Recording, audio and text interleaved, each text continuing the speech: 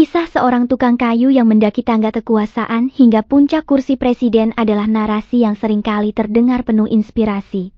Tapi di balik gemerlapnya pencapaian itu, terdapat benang kusut yang menghubungkan kebangkitan kekuasaan dengan cengkeraman korupsi dan nepotisme. Dari rakyat biasa, presiden ini tak hanya membuktikan bahwa mimpi bisa diwujudkan dengan kerja keras, tetapi juga bahwa ambisi, ketika bercampur dengan kekuasaan absolut, mampu merobek-robek moralitas hingga tak bersisa. Berawal dari tangan yang kasar karena gergaji dan paku, presiden ini berhasil memanfaatkan karismanya untuk meraih simpati rakyat.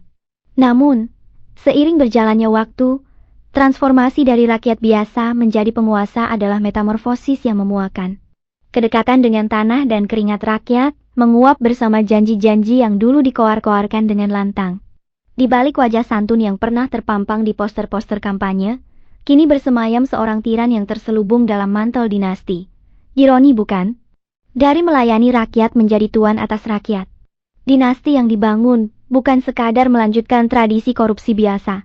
Ini adalah sebuah warisan kekuasaan yang dibungkus dalam retorika populis dan dilindungi oleh tangan besi hukum yang telah dibelokkan untuk melayani kepentingan keluarga dan kroni. Pada titik ini, kuasa presiden tak lagi menjadi simbol harapan, melainkan penjara bagi rakyat yang dahulu memilihnya dengan keyakinan bahwa mereka memilih salah satu dari mereka.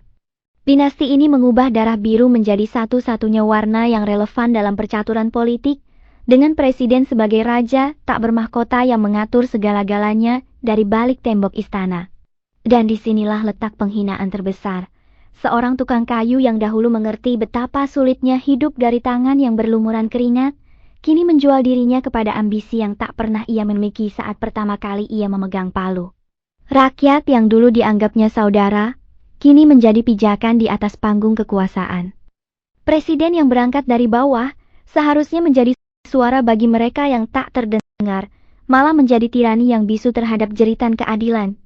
Sebuah dinasti yang terbentuk, bukan karena garis keturunan, tetapi karena pengkhianatan terhadap prinsip yang pernah ia junjung tinggi.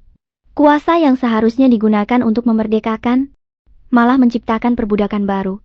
Dinasti ini, yang awalnya tumbuh dari akar yang sama dengan rakyat, telah berubah menjadi pohon beracun yang mencengkeram setiap cabang kehidupan.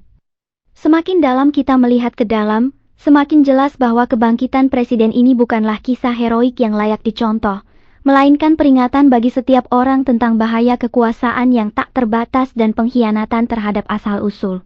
Dan rakyat, yang dulunya berperan sebagai batu loncatan, sekarang hanya menjadi batu kerikil yang menghiasi jalan kekuasaan sang presiden.